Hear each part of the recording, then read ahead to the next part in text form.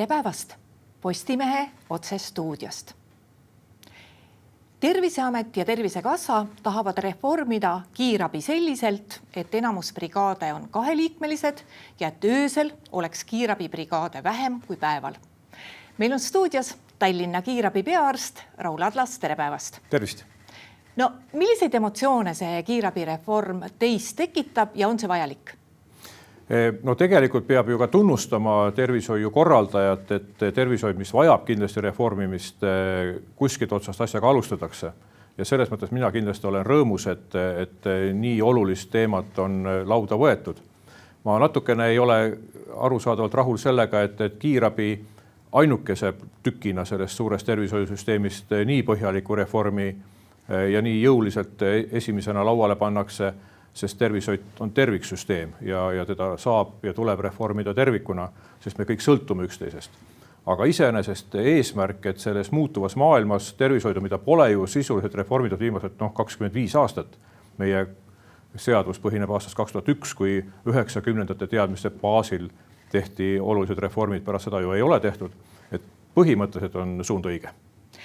No kõige rohkem muret igasuguste reformide puhul tekitab alati see, kui see reform on tehtud eesmärgil hoida raha kokku ja see raha kokkuhoid on ainus eesmärk, et kui reform on tehtud selleks, et teha midagi paremaks ja muu hulgas ka efektiivsemaks, mis muidugi tähendab ka raha kokkuhoidmist, siis on kõik hästi. Kas te muretsete selle pärast, et tõmmatakse lihtsalt rahalisi vahendeid kokku, sest me ju teame, et Tervisekassal raha ei ole? Jah, selle tervishoiureformi, tervikliku siis tervishoiureformi eesmärk peab ju olema kaks suunda, tulla toime nende nõudmistega või nende soovidega, mida meie patsiendid täna tervishoiul esitavad. 21. sajandi need soovid on väga-väga kiirelt kasvavad ja võimalused on väga kiirelt kasvavad. Ja teine pool peab olema siis, kuidas tulla toime selle võimaliku teenuse rahastamisega, sest tänane Eesti tervishoid peamiselt ju on rahastatud solidaarsuskindlustusest, aga me kõik täna ju teame, et seda kindlustust üha vähem sinna kassasse laekub, sest inimesed erinevatel põhjustel ei taha seda enam nii palju sinna maksta. Ehk et tuleb see tasakaal leida ja see oleks selle reformi osa. Kindlasti kiirabi kogu selles tervishoius on üks tervishoiu ääreala, kus on need kõige kriitilisemad patsiendid ja seetõttu ka Eestis seadusega on kiirabi kõikidele Eesti inimestele ja Eesti turistidele ja külalistele tagatud kättesaadavus ja ilma rahata.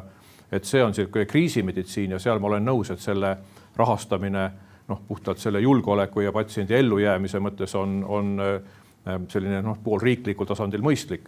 Kogu suur muu tervishoid, aga peab kindlasti leidma endale muid allikaid lisaks sellele solidaarsuskindlustusele, sest muidu see, kuhu meie need patsiendid toome, lihtsalt ei ole võimeline kõike seda hulka ära manageerima, nii et raha kokkuhoid ei saa olla eesmärk omaette, või peab olema siis tasakaalustamine nende eelduste ja võimaluste vahel. No see muutus, mis on kõige rohkem emotsioone kütnud just nimelt asjaosalistes ehk kiirabitöötajates, on see kaheliikmelised kiirabibrigaadid. Kas need kaheliikmelised brigaadid tulevad lisaks nendele, mis praegu on, või tahetaksegi võtta nendelt suurematelt brigaadidelt inimesi ära ja vähemaks? Ega me täna väga täpselt neid detaile ei tea, et meil on tutvustatud ühe korra seda projekti ja miks ta ka võib-olla tervishoiu ekspertidest nii palju sellist ärevust tekitas või sellist rahulolematust tekitas, on see, et selle kiirabi plaanilise hankekonkursi raames me peame seaduse järgi ka 5 aasta tagant läbi viima uue konkursi, kus siis riik hangib endale kiirabi osutajaid. Selle raames nüüd selgus, et hakkame läbi viima kiirabi reformi, ehk me hakkame muutma seda sisu, et me mitte ei telli uues mahus kiirabi teenust, vaid me tellime täiesti teistsugust kiirabi teenust.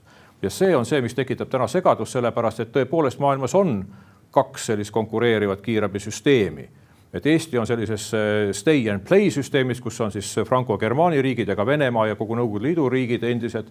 Ja teine on siis selline load and run süsteem, mis on siis kasutuses Anglo-Ameerika süsteemis, Ameerikas, inglesikeelses riikides.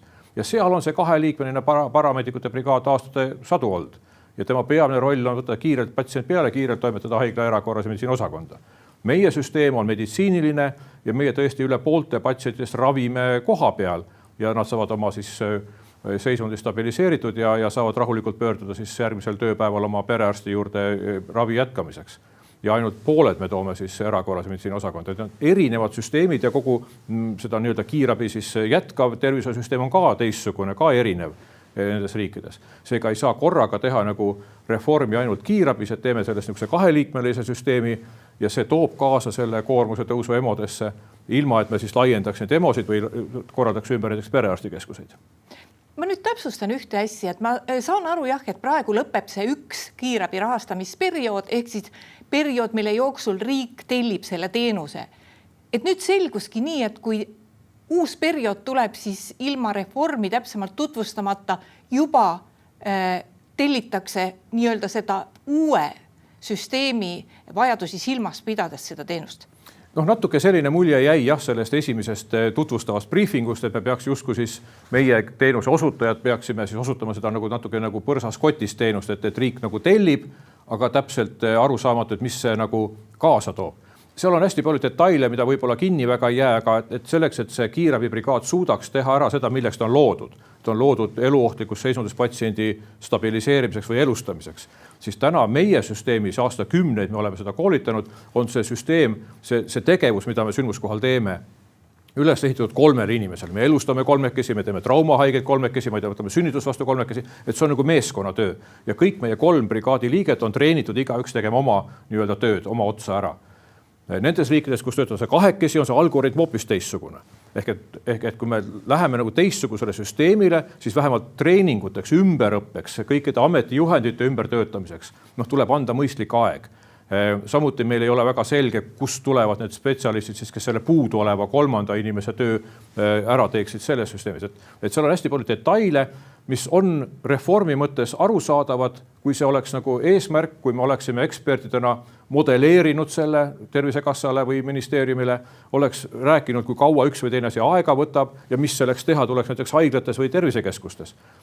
See töö praegu on meie arvates natukene hiljaks jäänud või tegemata, ehk et septembris me ilmselt ei ole väga valmis seda uut tüüpi kiirabi Eestile pakkuma, sest seda toodet ei ole veel Eestis testitud ja ta ei ole valmis. Kui me räägime praegu sellest 3-liikmelisest brigaadist, millest võib ühel päeval 2-liikmeline saada ja nagu te just seletasid, et see ei ole nii lihtne, et üks inimene lihtsalt jätab siin autosse minemata, siis selle reformi tegijad nende erinevate meediakajastuste järgi ei ole kusagil seletanud, et kui tegemist on suurõnnetustega ja selliste juhtumitega, kus nagunii on vaja rohkem kiirabised, et juhul, kui need brigaadid on väikesed, et kas siis ei teki see ressursipuudus, et te peate sinna veel saatma veel ühe ja veel teise ja veel 3. ja veel 4. ja võib-olla siis nagu tavategevusteks enam seda võimekust ei jätkugi. Teie küsimuse püstitus on väga õige. Eesti on väga väike riik. Maailma mõttes ikka väga väike riik. Ja selle 1 miljoni või 1,5 kohta ka neid kiirabibrigaade on väga vähe. Meie jaoks piisavalt, aga kui me võtame, et üks Berliini linnaosa on suurem kui terve Eesti riik, siis aru saada, kui Saksamaal kuskil tekib mingisugune rongiõnnetus, lennuõnnetus, mingisugune terrorirünnak, siis teistest linnaosadest sinna kiirabibrigaade saata pole mingit teemat 20, 30, 40, 100 tükki saata. Eestis aga on see väga väike hulk ja meil peab olema selline mõistlik reserv, et ka meil võivad lennukid alla kukkuda, ka meil võivad asjad juhtuda ja nende inimeste jaoks tuleb saata sündmuskohale piisav hulk kiirabibrigaade, et need inimesi seal siis elus hoida, rääkimata praegu kriisist, mis idanaabri juures toimub. Selleks oli meil ka COVID ajal kasutusel reaalselt see lahendus, et sellel hetkel, kui tõesti korraga tekkis ka meil Tallinnas, näiteks oli mitmeid kuid, oli olukord, kus tõesti neid lämbuvaid COVID-haigeid oli nii palju, et selle igapäevase kiirabiressursiga me ei jõudnud kõiki neid patsiente elus hoida ja haiglasse tuua, vaid me pidime tõstma ligi 2 korda suuremaks seda kiirabiressurssi, aga palgal sul ju ei ole 2 korda rohkem töötajaid. Siis me tegimegi neid kiirabibrigaade sellisena ringi, et me nendest 3 tegime neid 2 rohkem ja selle vaba vahetuse tõstsime üles ja saime selle arvelt kiirelt tekitada üksuseid juurde. Et see on õige, et kriisireservi jaoks selle uue plaani järgi 3 töötajate ära koristamine on ohtlik, sest nüüd enam seda reservi kuskilt enam pole võtta, et juurde neid tekitada. Et seda kindlasti väikese Eesti puhul tuleb väga hoolega mõelda, et kust on siis see reservi koht, kus me saame kriisi ajal võtta endale professionaalseid. Kiirabibrigaadis ei saa töötada suvaline vabatahtlik, ta peab oskama oma otsa teha, sest need 3 tükki seal ainult ongi. Et see on kindlasti asi, mida kriisi seisukohast mina julgustaks küll ütlema, et me totaalselt 2-liikmelistele sellisele parameedikute üksustele väikeses Eestis võib-olla kogu riigi mõttes üle minema ei peaks. No inimesed üldiselt kiirabiga puutuvad kokku suhteliselt harva ja tegelikult ongi hea, kui ei puutu kiirabiga kokku, sest et kui sa ei puutu kiirabiga kokku, siis on sul kõik hästi, sul ei ole juhtunud midagi sellist. Aga siis, kui see kokkupuude on, siis enamasti on see enesetunne nii kehv, et ega väga ei mäleta, kui palju neid meedikuid oli ja mis nad sinuga täpselt tegid. Et kui te nüüd natuke lahti seletaksite, et kuidas see 3 inimest on, et kas see 3 inimest on, et 3 meedikut ja autojuht veel lisaks või on sellel inimesel, kes on roolis ka veel mingid ülesanded? Meil ei ole kiirabi autojuht enam 20 aastat. Meil on kiirabi tehnik, inimene, kes on siis tõesti õppinud kiirabi tehnikuks. Tal on selline baasväljaõppe inimese ravimise mõttes, ega tema peamine tööülesanne on siis selle alarmsõidukiga töötamine. Kiirabi auto või kiirabibrigaad täna on kui üks ratastel intensiivravipalat. Et sõna autojuht on natukene võib-olla tähelepanu kõrvale juhtiv, sest see auto on täis elektroonikat, tehnikat, spetsiaalset varustust. Ta peab olema töökorras, ta peab olema puhas, ta peab olema desinfitseeritud, dekontamineeritud, et kogu selle eest vastutab see inimene, kes on siis kiirabitehnik. Lisaks ta siis assisteerib neid 2 brigaadi liiget, kes tegelevad patsiendi ravimisega. Brigaadi teine liige on siis erakorralise meditsiinitehnik või õde ja 3. brigaadi liige on siis brigaadi juht, õde või arst. Ja nemad koos meeskonnana vastutavad selle eest, et igal minutil, iga ajahetkel 24/7 on see üksus töökorras ja tõesti liikuv intensiivravipalat, et kõik aparaadid töötaksid, kõik ravimid oleksid uuendatud, et kõik töövahend oleks korras ja tõesti see auto ka sõidaks ja kiiresti sõidaks ja avariisse ei satuks. Nii et see on nagu meeskonnatöö ja seal on igaühel oma vastutus ja tõesti Eesti kiirabi on üks Eesti paremini reguleeritud teenistusi meditsiinis. Lausa kiirabi standard on ministri määrusena välja antud, kus täpselt on üles loetud, mis seal peab olema, kes mille eest vastutab, kes mida peab tegema. Et see tagab selle, et sellises hõreda asustusega Eestis tõesti ka kõikidele rasketele väljakutsetele me jõuame. Ja kui te ütlete, et vähe väljakutseid 270 000 aastas, et iga 4. Eesti inimene aastas vajab seda, et see on päris suur hulk tegelikult. No sellel hetkel, kui kiirabiauto siiski sõidab ühest kohast teise ja Eesti on hõreda asustusega ja need vahemaad võivad olla teinekord päris pikad, sest me teame, et meil ju neid emosid igal pool ei ole ja haigemaju ka mitte. Sel hetkel, kui üks inimene on roolis, siis ta paratamatult ju ikkagi tegeleb ainult sõiduki juhtimisega ja patsiendiga saab tol hetkel tegeleda ainult, ütleme 2-liikmelised brigaadide korral ainult üks inimene. Kuidas ta hakkama saab? Jah, eks see töökorraldus ongi selles mõttes erinev, et kui me selle meditsiinilise tegevuse ehitame üles praeguse mehaanika järgi, siis tõesti olgu ta siis rahutu psühhiaatriline patsient või joobes või vaimselt või füüsiliselt valudes, et siis temaga me üldiselt peame nagu stabiliseerima ta enne transporti haiglasse. Samas tõesti, kui see on nagu avariisündmuskoht või ongi see narkojoobes inimene politsei poolt kinni peetud ja me peame teda rahustama ja toimetama, et seal tegevust on kõigil. Eks nendes riikides, kus need on 2-liikmelised parameedikud, eks nemad siis kombineerivad kuidagi teiste üksustega, neid toetavad väga paljudes riikides standardselt päästjad nagu Saksamaal või politseinikud Ameerikas. Et seal on sedapidi koos. Meie Eestis täna ei taha öelda, et politseinikud või päästjad peavad hakkama ka kiirabitööd tegema. Nendel on oma ülesannete lahendamisega hästi palju tegemist.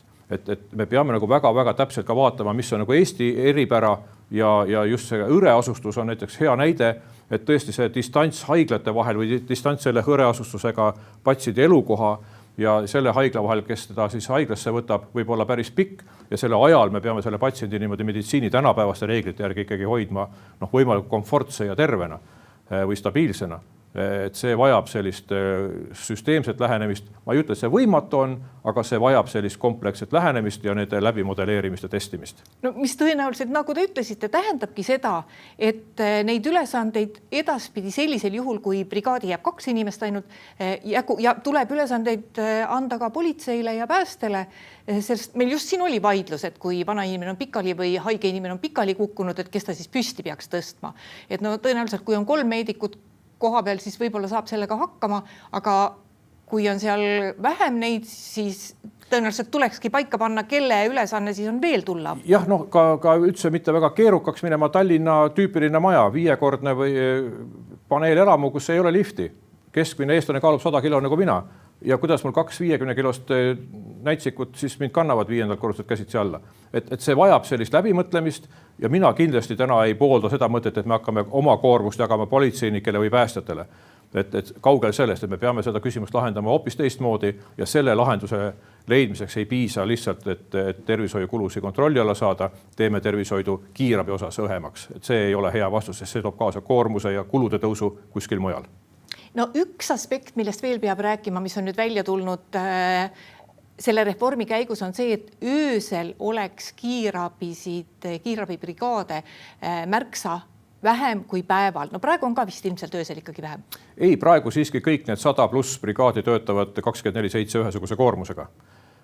Kas oleks võimalik öösel võtta? Mis juhtub, kui öösel neid vähemaks võtta? Ma arvan, et see põhimõtteliselt ei ole vale mõte, sest tõesti valdav osa inimesi öösel magab ja nad ei jää auto alla, nad ei joo ennast haigeks ja päevasel ajal see koormus on suur.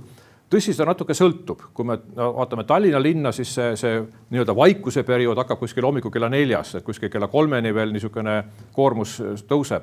Aga tõesti jah, kas just päris 12 ja 12, aga kuskil 16 ja 8 me saame võib-olla seda päeva ja ööaega teha sellisena, et siis on natukene vähem.